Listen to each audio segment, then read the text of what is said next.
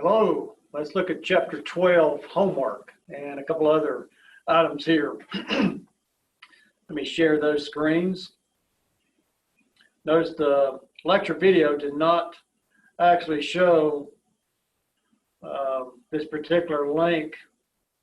When I pulled it up, it's a black screen. I talked to it, so you probably were able to click on there and look at it, but just in case you couldn't, this private company link about goodwill amortization is they are allowed to amortize their goodwill, primarily because it's cheaper to do that than it is to do your annual testing. So take a look at that. It's a very good article, a very good link. Let me see if I can find the other one here.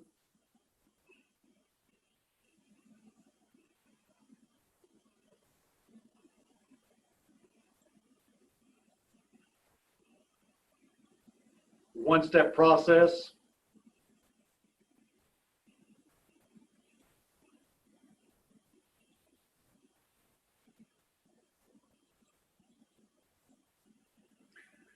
For goodwill, the exercise I was pointing to in this was down at the bottom. Right there.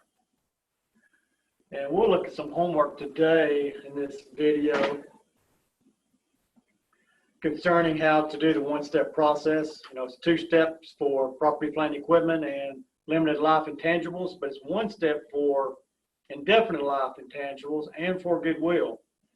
So what you see here in step 1, or part I shouldn't call it step, but part I, shows the book value or carrying value, which the carrying value of this company is, or this unit, this RU reporting unit under this company's umbrella, is $200,000.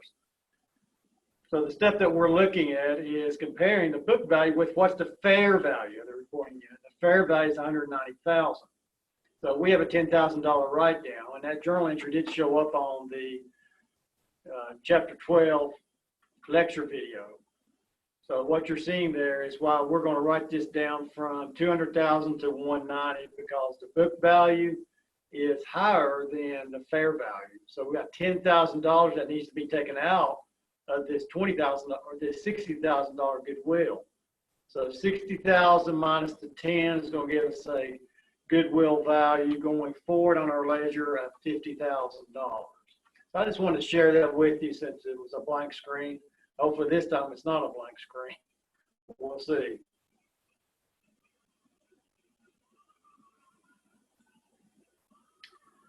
So now let's look at this next part, which I've got 2 exercises out there under the module 1 goodwill exercise. Let's download that.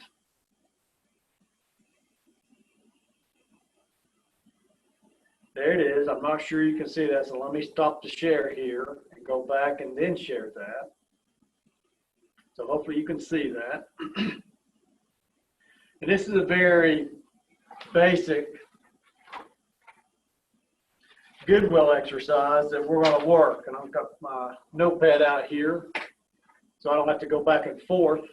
What we want to do is put together the journal entry for the purchase of this company. So it says Stedman Corporation has purchased ABC Company by paying $258,060, issuing a note payable to ABC Comp, and the remainder of that is cash. $258,060 in cash, $151,000 in note payable. That right there tells you what your credits are going to be, all right, on your journal entry. We also got this balance sheet here. So how are we going to put this balance sheet that we're buying, how are we going to put their balance sheet on our books? That's the question. And so that's what we're going to do here. All of this is at book value. So there's some additional information about land. The fair value is $80,270. That's about double what the book value is, which makes sense. Land goes up in value normally. Inventory fair value is quite a bit more, about $20,000 more than the book value.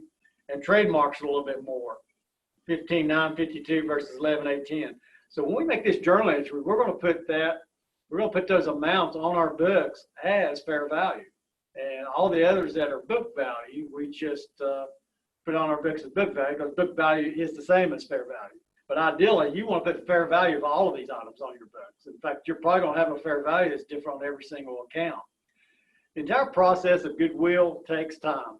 If you're going to buy a company and you're part of that team, you're going to go through a several-month process of the due diligence process of making sure that the cash that they say they have in the bank accounts, by doing bank confirms, your accounts receivable, that the sales are accurate. You're going to send confirmations out to their customers to find out if that's in fact what they owe you. You're going to do the same thing in accounts payable. Accounts payable, you're going to have to kind of monitor the invoices coming in and make sure they've got all their invoices booked as far as accounts payable. What we don't care about on here is the stockholders' equity, $240,480. You don't care about their equity. All you care about are the assets and the liabilities. And assets minus liabilities is known as net assets. So we're going to put the net assets on our books and compare that with what we pay for it, and the difference is goodwill. So let's go ahead, let me go here to the notepad and pull that up, my smart notebook. So what we have here is we're going to make a journal entry here for cash.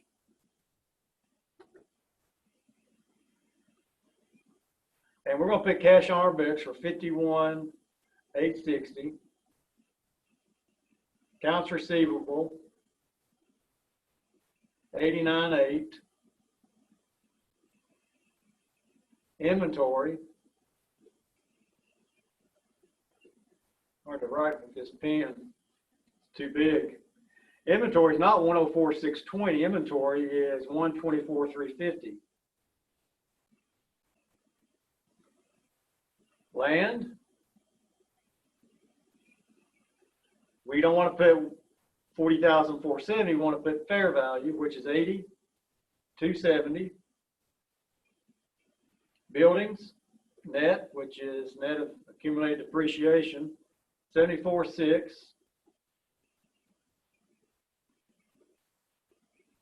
Equipment,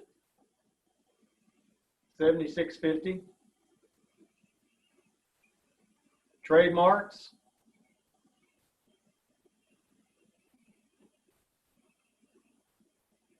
$15,952. Again, if we have fair value, that's what we want to put on our books. We know there's probably going to be goodwill, so we'll leave that blank. We're going to put accounts payable on our books. That didn't change. $203,330. We have our notes payable, don't we? $151,730 for the purchase. We know we're going to spend cash of $258,060. So then I think that's everything. So then the question is, what is my goodwill? I'll bring my calculator. Of course not. Yeah, there it is. I'm going to add up all my debits. 51. Well, let me add up the credits first. 203,330 plus 151,730 plus 258,060. That's 613.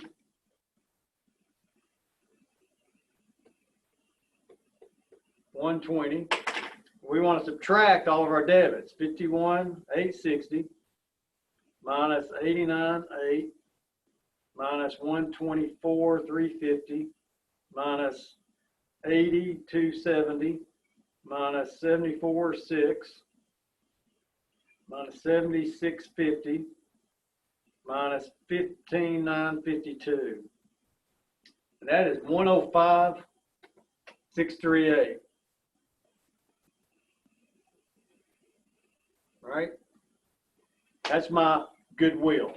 That's the excess. That's what goodwill is. It's the excess of the purchase price over the net assets.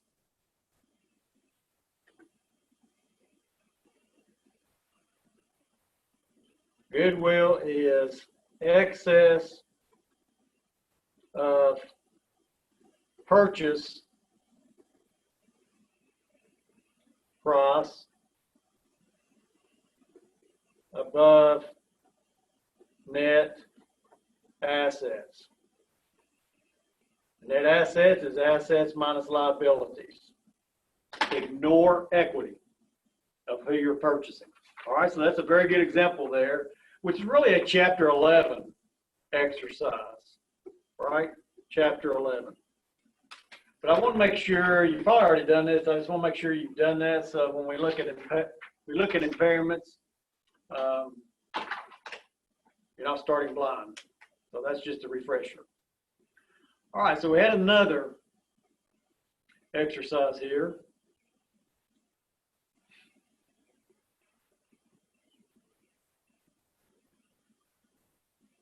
And this is sort of a takeoff of one of the Pearson exercises. I don't remember which one. But what we have here, did I bring that sheet up here? Yeah, there it is. So I don't have to toggle back and forth. Here we've got a company that, let's just read it. Wagner Company pays $1,595,000 to acquire Tahara Incorporated. Since the plant assets are undervalued by $49,000, historical cost of the assets acquired, excluding goodwill, is equal to $1,503,000. So this is sort of a more simplistic exercise than the one we just worked. So the first question is, we want to calculate the goodwill as of the purchase date. Because this balance sheet that you're looking at, this is 1 year after the acquisition, because we want to do an impairment on this. The other one's just a straight goodwill problem. So this is more of an impairment question. Let me go back to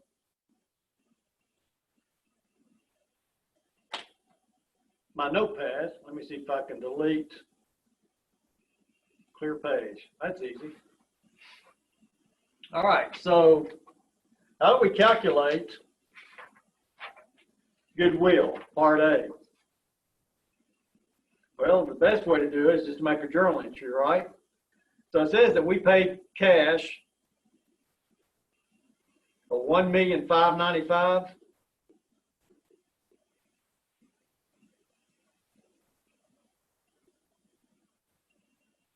It says the net assets, so they're just throwing out liabilities. You don't have to worry about that. So the net assets are $1,503,000. It's called assets. And it says the assets, because that's book value, because it says that's the historical cost, book value. They're undervalued by $49,000. So we need to add $49,000 to that, don't we? Not that you would make a journal entry that look like that. We're just trying to solve this question. And so that leaves us with, what is my goodwill? Right there. Well, what $1,595,000 minus that, and that's going to give you $43,000, which incidentally is what's on your problem there, right? It says goodwill $43,000, but you just need to know how to actually calculate this to confirm what's there. All right, so the difficult part of this is part 2, and the question is, determine if goodwill is impaired, assuming that the fair value of the Tahara Cornish division or reporting unit with goodwill is equal to $1,613,000 1 year after acquisition. So there, that's the fair value. All right. Well, what's the actual book value? That's where we want to look at this sheet here. And so what we see there, their total debits are what? $2,022,900. Book value, $2,022,900 of the assets. Book value of the liabilities is $400,900. So that says we have a value there of $1,622,000. Book value, 000. That's my book value. Remember the one-step process for goodwill impairment? What's my book value compared to my fair value? All right, and so what is my fair value? Fair value is given at 1613. So it looks like we have what? Fair value less than book value. We need to write our goodwill down by 9,000, don't we? Yes. So what is my journal entry, which is part B on this exercise? Goodwill, impairment, loss, don't have room for it all. 9,000. And a credit to goodwill. There's your journal entry. All right, so that's part A up here. There's part B. That wasn't bad, but that's kind of a refresher from chapter 11 and now chapter 12. How do you do the impairment? All right, so now let's go to Pearson. I'm going to have to open that up.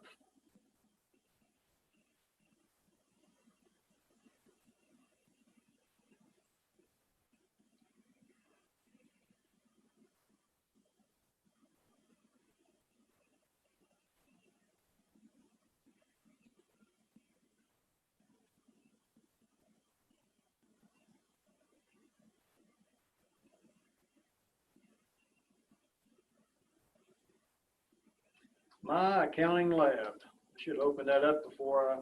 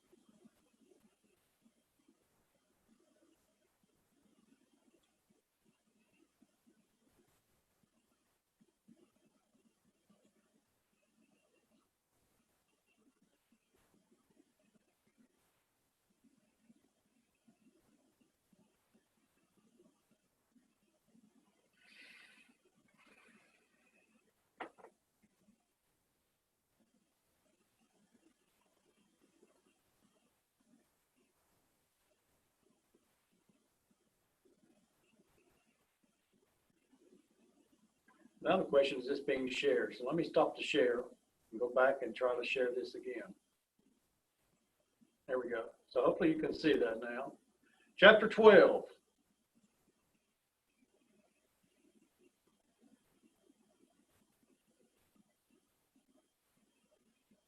You probably can't see my face, but I'm having to move it around just to show you the answers.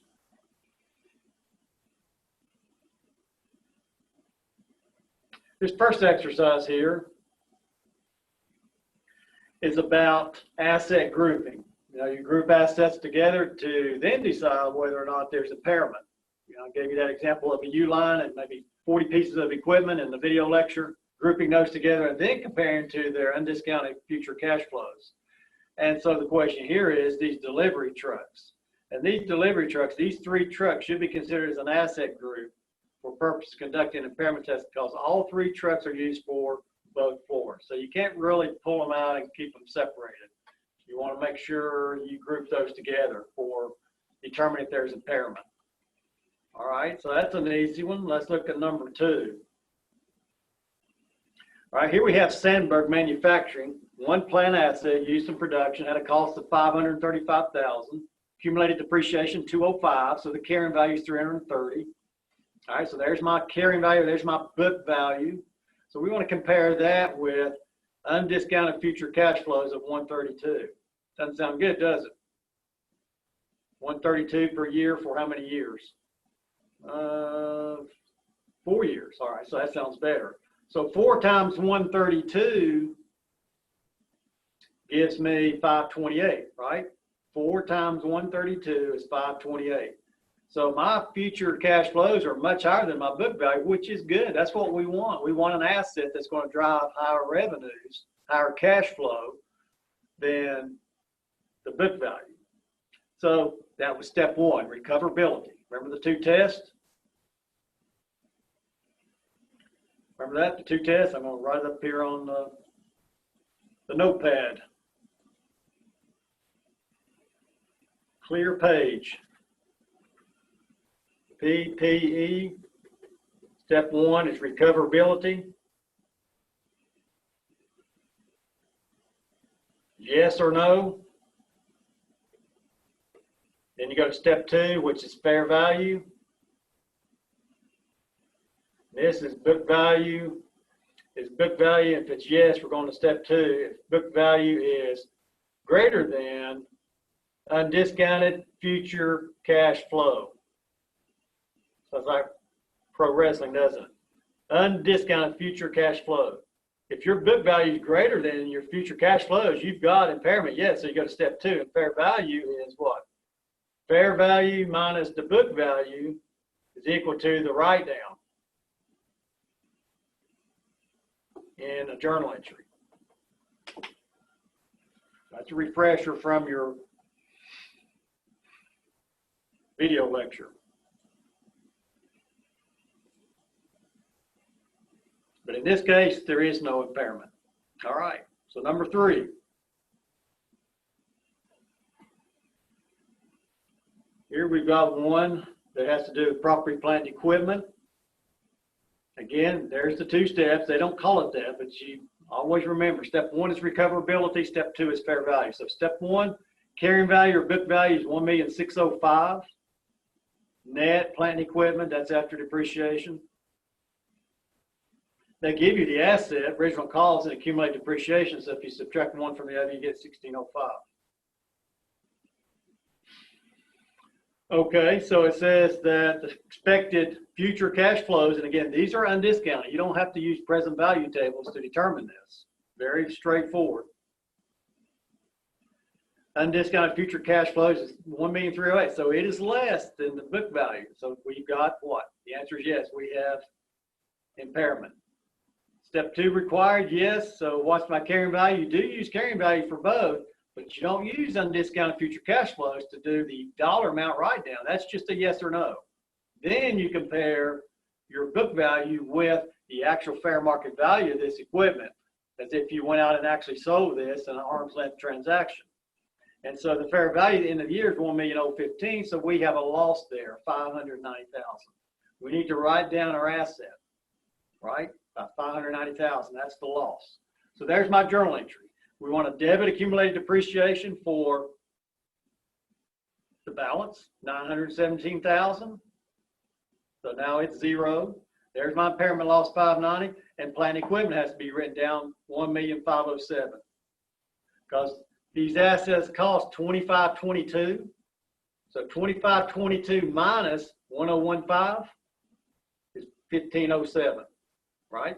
You work this a lot of different ways. All right, it's good exercise. Number four, we'll go through these fast since you can pause and look and rewind and whatever you want to do with the video. So I'll go through these fairly quick. Okay, number four has to do with a trademark. And what is a trademark? Trademark is an indefinite life, unlimited life.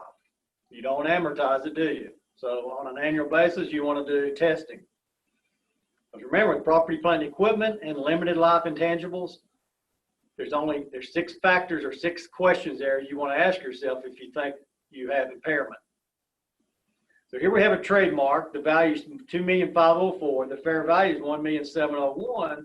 Very similar to what you do with goodwill now. And so there's impairment, and so we're going to write that down, $803,000. Very straightforward.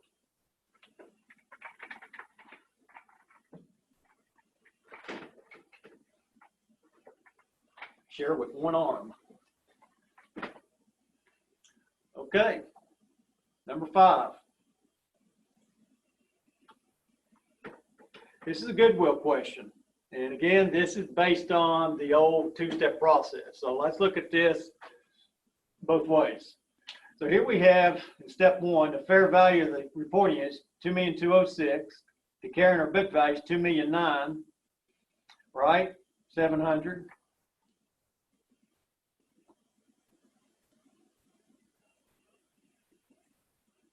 Not sure that tells us anything anymore, except they've taken what, the 800,700 and added that to the carrying value. That's how you get to $2,009,000. All right, so then we're just comparing those two, but unlike the two-step process, we would make a journal entry for the difference there, because that tells us that we have what?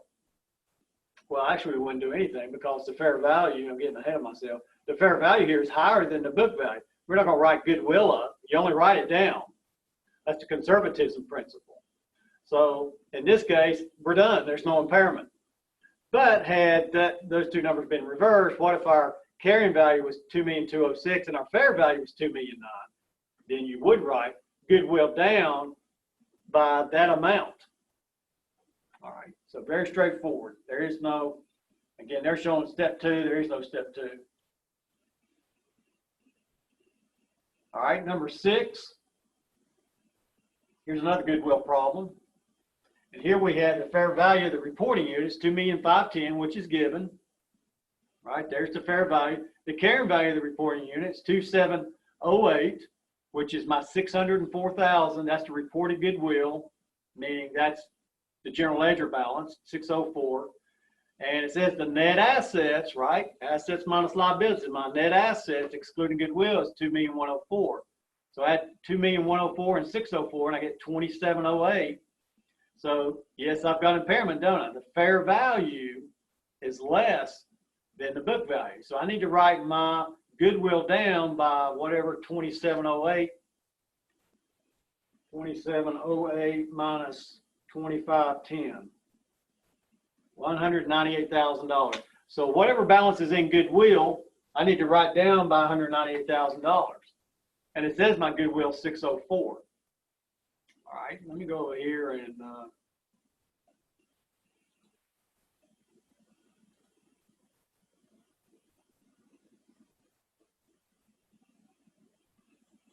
I forgot my numbers. I need to write those down.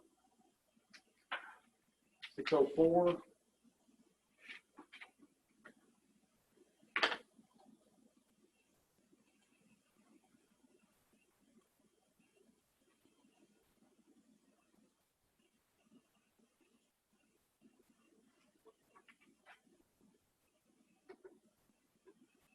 So there's my T account for goodwill. Man, I got short memory. What did I say? 604? I wrote it down, didn't I? Yeah, 604. And I need to write that down by 198,000. So now my goodwill is going to be what? 604 minus 98, 198, 406. That's the balance on my journal ledger for next time, next year when I do this.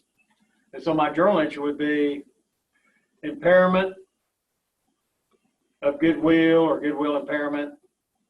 It doesn't matter what account title you use.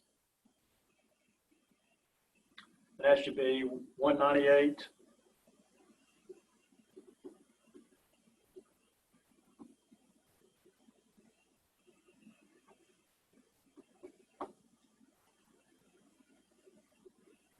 Debit impairment of goodwill for 198,000. Credit goodwill for 198,000.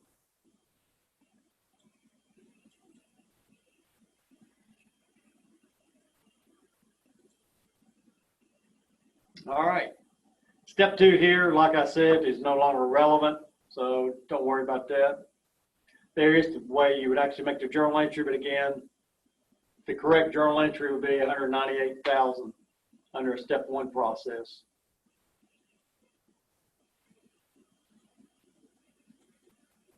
All right, number 7, property, plant, and equipment. Here we got Leewad Optical Corporation, Lens Manufacturing. Technology has rendered the company's lens manufacturing operations nearly obsolete. That's why they're doing impairment. Again, that's what's created the thought that they need to do an impairment test. And so the future cash flows for Lens, $3,467,000.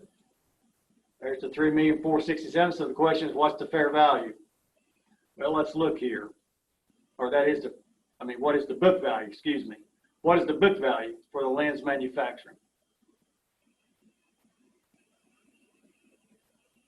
There's Lens manufacturing and there's Lens polishing. So we need to add both these together, 1508 and 1805. So 1508 and 1805. I won't bother toggling back to the notepad. That's $3,313,000. 1508, 1805. $3,313,000. There's my $3,313,000. So the undiscounted future cash flows are higher. So we don't have impairment, do we? That's what the assets should do. Drive higher cash flow. All right, so there's no journal entry. Well, that's an easy one. All right, what about number 8?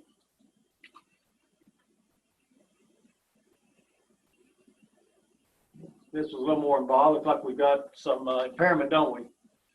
So here we got Flash Domino Manufacturing, one of its cutting machines. Obsolete. See how obsolescence plays into this? It doesn't have to be a plant shutdown like ACCT have. It can be obsolete equipment within your facility. That does happen. Let's look at what it says here. All right, so here we've got a cost, $3,218,000. Let me write this down so I don't have to toggle back and forth.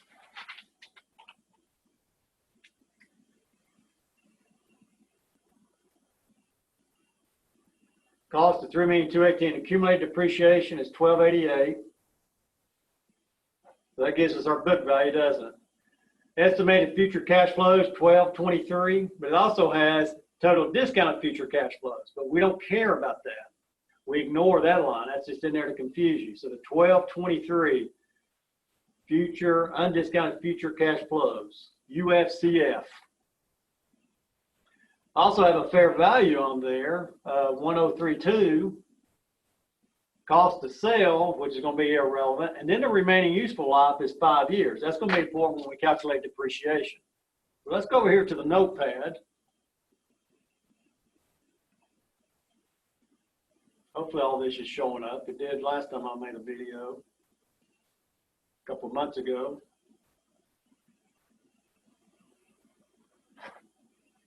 All right, so we've got the cost, $32.18. I don't know why I'm writing in the middle. Accumulated depreciation. So the book value is 0.3. That 1830. Yep. There's my book value. Undiscounted future cash flows are 1223. We don't want to calculate that. We just eyeball it and say my undiscounted future cash flows are less than my book value. So we know the answer is yes for impairment. Don't put a number in there because you're not going to use that number for anything. All right, so we got impairment. So now the question is, how am I going to write this down? Well, if the cost is $32.18 minus my fair value, which is 1032 that was given. So we're going to write the asset down by 8 minus 2 is 6, 11 minus 3 is 8, 1, that 2186. All right, so that's going to be a credit to my asset for 2186. What's the actual loss?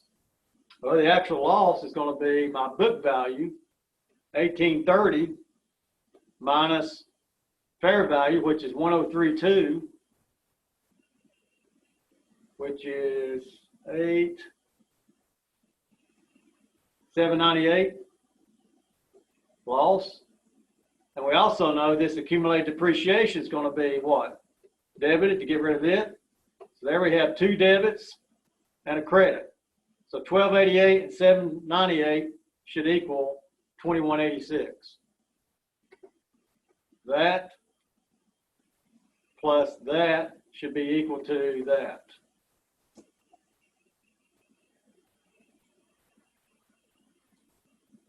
If I can look at the solution, there it is. I missed it by, I had 798. I missed the decimal place, didn't I? Or missed the one. 2186, 1288. What I missed there?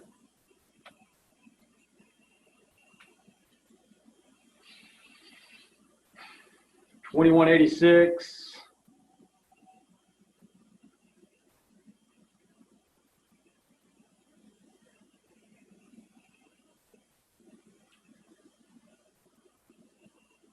Friday, 2186.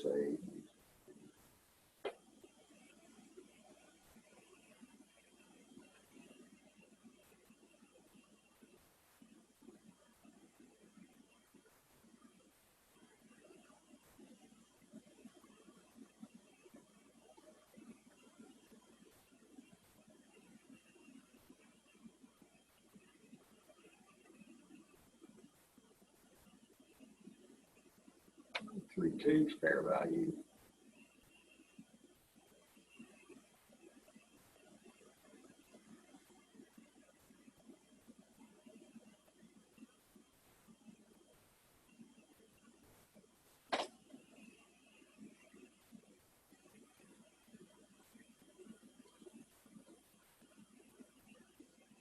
Those two are right. I've got 898. I miscalculated the impairment loss somewhere in there. 898.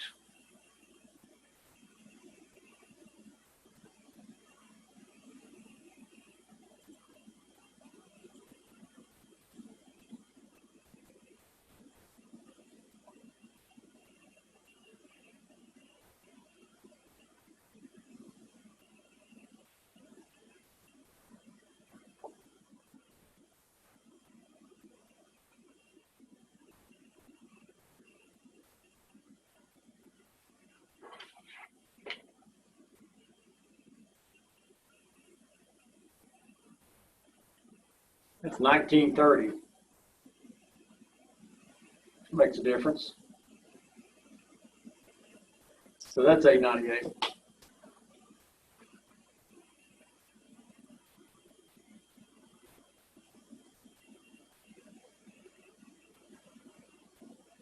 Yep, sorry about that. Live videos.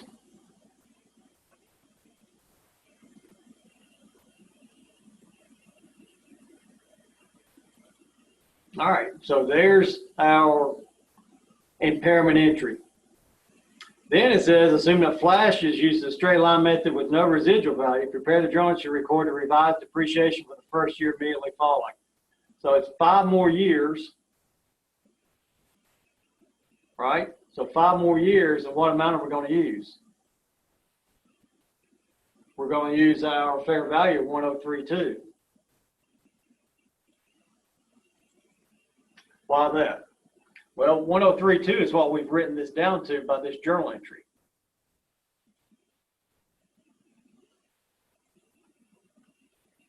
Think of the T account. If I've got this asset here that was on my books at 3218, right? And then we wrote it down just now by all the way down to 1032. Remember that entry there? 3218 minus 1032.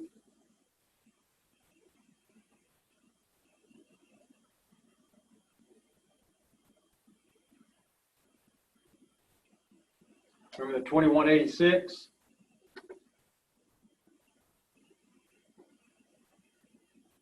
So that's my new balance. So that's going to be divided by 5. So 1032 divided by 5. Because we zeroed out our depreciation.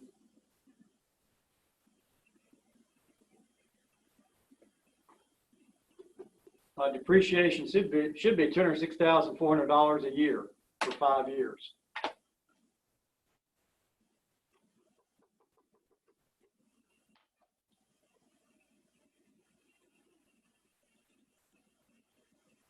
Here it is, 2064. Right? By the fact that we got rid of our accumulated depreciation, we're starting fresh, right? We did. If you look at those other T accounts, remember accumulated depreciation? He had a balance of 1288. We made an entry for 1288, didn't we? Yep, in that impairment entry. So accumulated depreciation, 0. So all that's left is this fair value, which is what? My book value. My fair value has become my book value through the impairment entry. All right. Number 9. Intangibles. Oh, this is a long one. I learned how to use your present value tables again, although you've already had that in 3010 and probably some other classes, so it should be fairly straightforward. In the essence of time, I'm not going to try to toggle back and forth all this, but what you're doing here is you got a franchise, you got a patent, and a trade name. And so franchise and patents are, is amortizable a word? Trade names are not because they're unlimited. So here you got something being amortized. So it is a two-step process. And so what's the carrying value at the end of the year? Let's look and see. There's 854. There's my 450, and then my trade name. Of course, it doesn't really matter. So then the question is, what's the undiscounted future cash flows?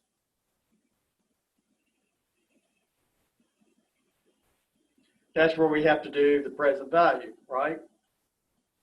I don't think there's anything else on here.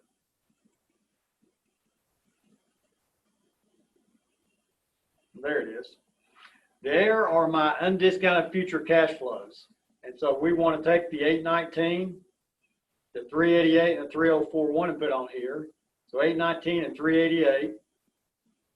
And that tells us, since our undiscounted future cash flows are less than the carrying value, then we have impairment. You don't do step 1 for trade name. There you're only going to compare book value with the fair value. It's like we do with goodwill now. So the difficult part of this is what? We know we have to go to step 2 for franchise and patent. So the question is, what is the fair value? They don't give you fair value information. So in light of the fact that you don't have fair value of your equipment or fair value of these patents and franchises, you don't have a fair value for that. You have to calculate the discounted cash flows. That becomes your fair value. And so how do you do that? Well, you've got to take each of these dollar amounts and do a present value. Since they're uneven, you're going to have to do the present value of a lump sum 5 times. Now, if it had been the same amount every year, you could have used that present value of an annuity, but it's not. So we got to take each of those, and I'll just show you the solution here, since that'll be easier than me spending the next 15 minutes working it by hand on a notepad. Use either the tables that you had there, and the table that you would want to use is table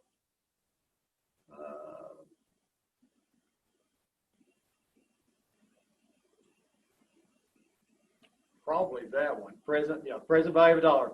That's the table that you will want to use to calculate this using tables. But if you want to just use Excel, which that's probably what you're used to using anyway, use the PV function.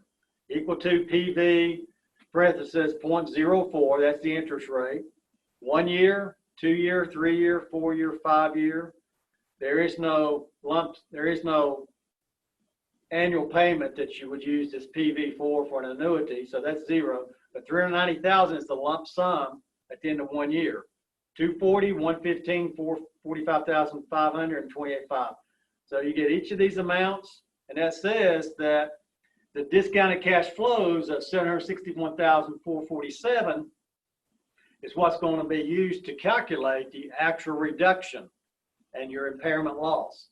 So 761,447, and there 368,586. It's only 3 years, so it's quicker. Then we go and look at that comparison, and that tells us how much of a write-down that we have. So the impairment loss for the franchise is 92,553. for the patent is $81,414. And then for the trade name, which I guess I skipped that part, you have to do the cash flow, present value of the cash flow for that to get the write down for it.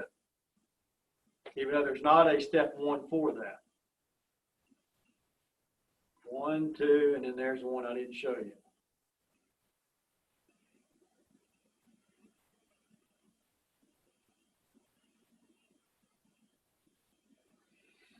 All right, and then our actual part C says, well, what's the amortization from that point forward? And again, the trademark, there is no amortization, but for the other two, you're just going to take the fair value and divide by 5.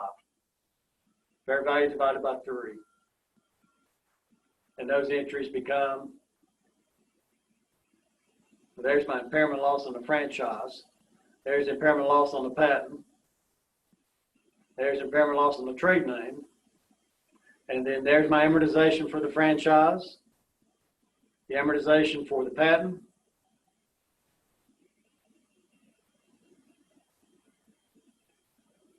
franchise, 152,289,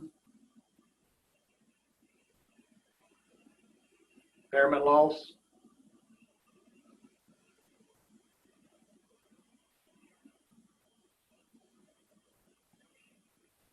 all right, so that's number 9. Number 10, last one. This is one similar to the second exercise we worked in the PDF that we started this session with. So what we have here, Dobbins Company has $1,595,000 to acquire the common stock. Assumes that the plant assets are undervalued, and the historical cost is $1,504. So let me write those down.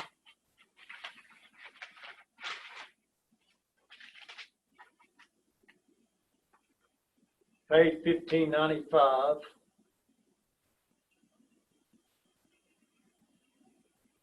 Almost sounds identical to the one I had.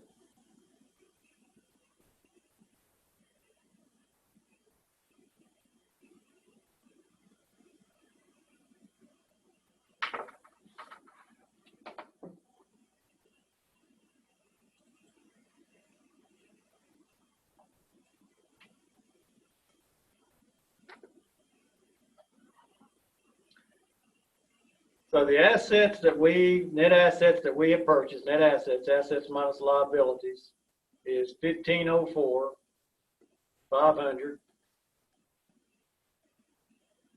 They were undervalued by $45,000. So that means fair value, you bump up book value, right? That's book value, that's the fair value increase. And then we actually paid $1,595. So what is my goodwill?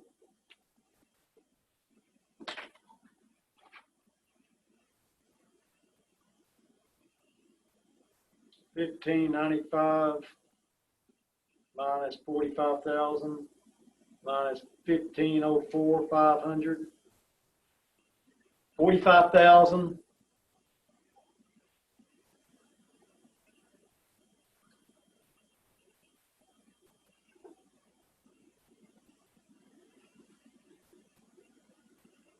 That's my goodwill.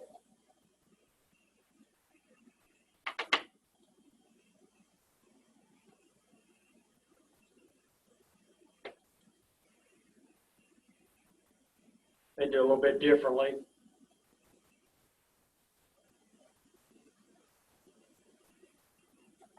Same answer, 45,500. Part B says, determine it, of course, this is the old way, the two-step process. Determine if goodwill is impaired, assuming the fair value of SIMSEC with goodwill is equal to $2,008,000 1 year after acquisition. Fair value is $2,008,000. The book value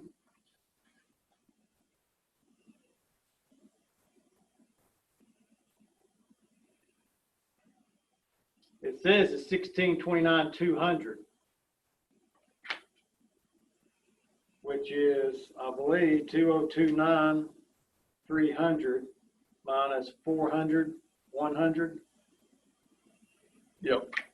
So if we take 202,900, right here, 2,029,300 minus my liabilities. Remember, we don't care about equity, whether it's common stock or retained earnings. What's my net assets?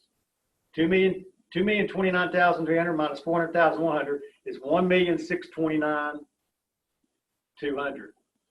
All right. So that's what we plug in as the book value of the reporting unit.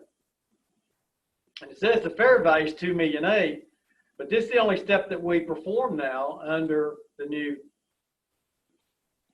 one-step process.